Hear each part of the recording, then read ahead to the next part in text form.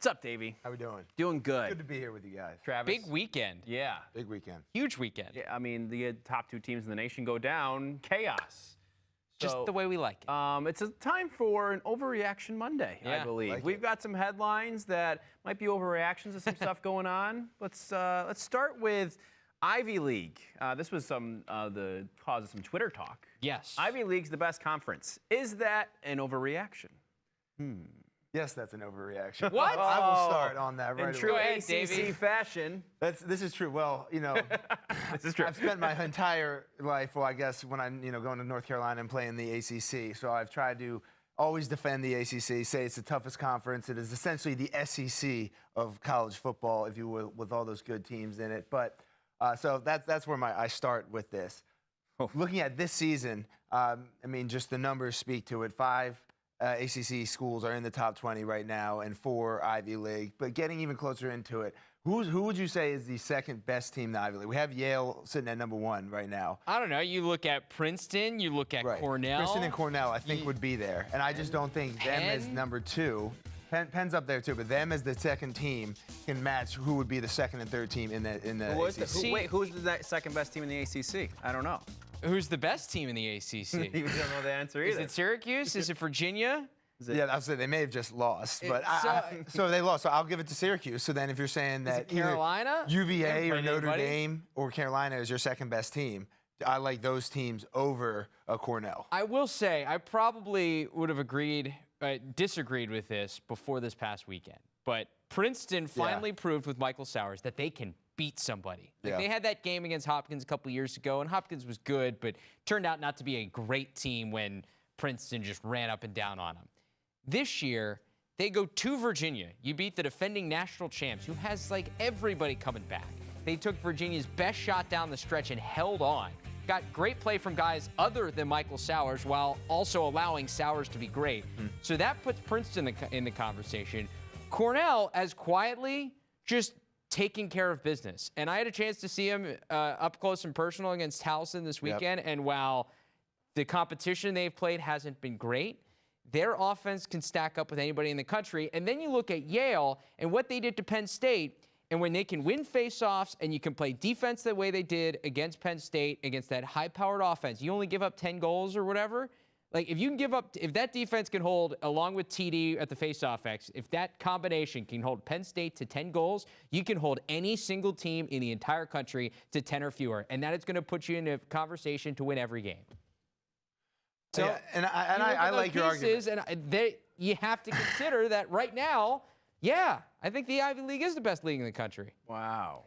I understand that the argument and the flip side to it. Another part of it, though, is we don't know how good North Carolina is yet, obviously, because Hopkins isn't the best win. We're talking about right now, Davey. Right now. Still go ACC. Harvard got a big win in the Ivy League over the weekend. Yep. Jerry Byrne bringing some defense to the Crimson. I'm leaning towards Travis right now, just because they've got the #1 team in the country. We're going to move on in a second, but you look sort of across the board. I got them listed here. Who wins a game between Yale and Syracuse? Who wins a game between Princeton and Virginia? We know that. Who wins a game between Penn and Duke? Who wins that? Cornell, Carolina, Cornell, Notre Dame. I'm sort of leaning on the Ivy League side here. Right. I mean, from those sort of top teams. Sorry, Davey.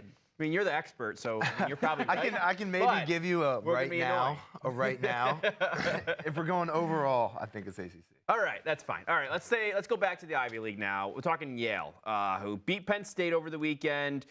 They're going to go to a championship game for the 3rd straight year this year. Is that an overreaction? That is not an overreaction. Ooh, okay. He's buying, I am buying Yale. Much, very quickly after I thought Penn State would beat them last week, of course. So okay. I'm They hopping on. Exactly. They convinced me well. The reason I like Yale so much is I think Coach Andy Shea, we talk about it. He talks about how smart of a team he has, and these are Yale guys, and they just don't do things that are going to beat themselves. Obviously, at the face-off X, they have a huge advantage, and that's something that they've been able to ride on. But they have a strong, deep, athletic midfield and some finishers at the attack end. And again, I do not think they're going to beat themselves. You look at their schedule too. I don't see them really losing. They have a stretch there where they're playing the 3 Ivies in a row with Princeton and Penn and so forth, and Cornell. But, outside of that, I don't see them really getting tested until the Ivy League They've tournament. got experience now. Yeah. Right. They've got guys who have played in 2 championship games, know those NCAA tournament games, have those extra tournament games. It's hard to pick against them at this point, considering they go back after losing Ben Reeves. And now they have everyone back, including T.D. Erlin. Yeah, most of the roster back. And it's the same thing that I go back to with the Penn State game. Like, if you can hold that offense to 10 goals with the combination of TD and the defense, because it's a combo deal, because TD takes possessions away from the opposing offense, and then your defense, when it needs to come up with stops, can be relied upon to come up with stops. And with that combination, it makes this team so difficult to beat, because offensively, they are good. My question now, because you look at Penn State, and they were not overwhelming, they were a favorite as maybe the top team in the country going into this game. Does Penn State win the national championship if they can go through the entire season and not have to play Yale again? I'm going to say yes to that, because is Yale the only team in the country that can beat Penn State? And there's a real thing that says yes. You saw what happened at the beginning of the Final Four game last year. You saw T.D. Erlin won the first 8 faceoffs.